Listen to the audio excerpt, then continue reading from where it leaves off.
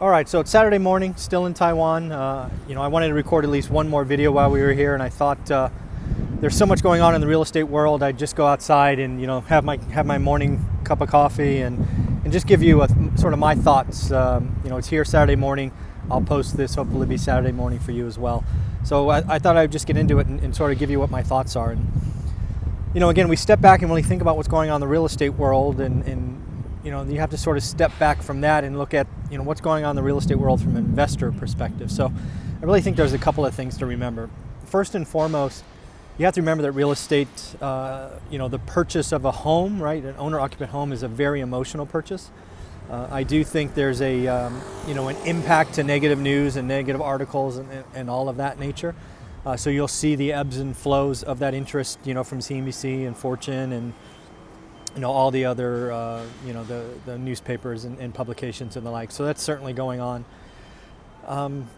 It's also, sadly true that negative news sells or gets more clicks or whatever. And, we just have to realize that anytime there's even a hint of bad news, it's going to be spun in a way that probably is most negative, right? Statistics are great because you can always twist a statistic to look positive or negative, or at least in many instances you can. So that's interesting. I think there's two other factors you have to remember, specifically as a real estate investor. First and foremost, 99% or so of all the talk you're going to hear about real estate is owner-occupant related, right? Listings are up, purchases are down, home loan applications are down. Most of that reporting is all about owner-occupants. The other thing you have to realize is probably 95% of the articles and negative talk track are about the high-price markets. The markets that got ahead of themselves in a pricing way, and then interest rates rise 1%, and pretty soon what was unaffordable now is really unaffordable. So you got to remember what the press is talking about. So, it's sad, but very true. But as long as you know that, and as an investor, you can make some good decisions. So, from an investor perspective, I have some notes here. There's really two continuums you have to always be following. You can think of one as supply and demand, right? The more there's a supply or less a demand, there's this whole buyer's market, seller's market, that whole continuum going on. The other one I think that's talked about sometimes, but probably not enough, is the whole fear and greed angle. And I think if you've been involved in real estate in the last 5 years, certainly the last couple of years have been very greed oriented, right? Everybody's, has a guru show, everybody's talking about wholesaling, everybody's talking about flipping again. And I do really believe now that, the buyers have sort of revolted, we're going to start to see some fear, because I think there's going to be a lot of people that get caught holding stuff that they can't sell, and having something you can't sell because you only have one out, and that's to liquidate, that's a problem. So, again, from an investor perspective, the other things you should be watching for, at least in my opinion, I've always talked about affordability being the one I watch, and that's why I've been calling for months now. Places like San Francisco is just unaffordable. Then you slap unaffordable in a rising interest rate environments, and buyers disappear, listings rise, price drops. Just what we're seeing now, and likely going to continue. Interest rates we got to watch for. Again, I read the Federal Reserve minutes, posted that in Bigger Pockets the other day, and pretty clear they're intent on raising at least 2 more times this year, at least if you read the minutes, and probably a couple times next year, which means it's a full percentage point from today. So people are talking about a 5% interest rate on the 30-year. We could be talking about 5.5 or 6 in 12 months. So what's going to happen then? So it'd be interesting. The other thing is obviously jobs and income.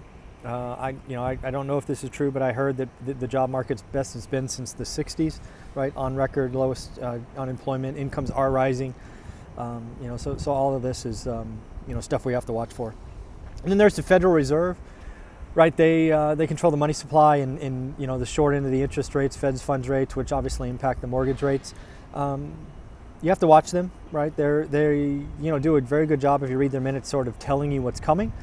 So pay attention, right? Log in interest rates if you can, because I think they're going to be going up for at least the next year or so. One thing I took out of the federal funds or the Federal Reserve's talk track that I didn't really think about was the rest of the world. They call them emerging markets. And I think you're starting to see some of this in Italy and Latin American countries where their interest rates are spiking and maybe they can't pay back debt and things of that nature. I don't know where this goes. The dollar's getting stronger. The rest of the world may be getting weaker, certainly in Europe. So it could get interesting. The other one I think that's on the margin is the SALT deduction, right? Standard or state and local tax that's been eliminated in high-priced areas like New York and California. I haven't heard anybody individual talking about that, but I keep seeing articles talking about how it's having an impact. So maybe that is at the margin, and maybe the baby boomers and the like are moving out of these high-priced areas and going somewhere else. Then the last one I want to sort of talk about is the whole American dream of home ownership. I'm really starting to think that over the next couple of decades, the home ownership is not going to be what it was, which is what it is, but it's really good for landlords. So again, if it's, owning a home isn't what it used to be, but people are comfortable renting, take advantage of that. The other thing I think that's absolutely true is as we go forward, rich people are going to own assets.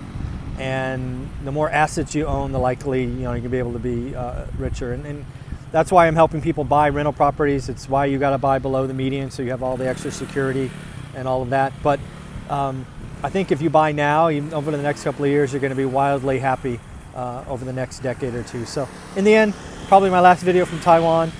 Sorry for a little bit of road noise. I wanted to record this outside.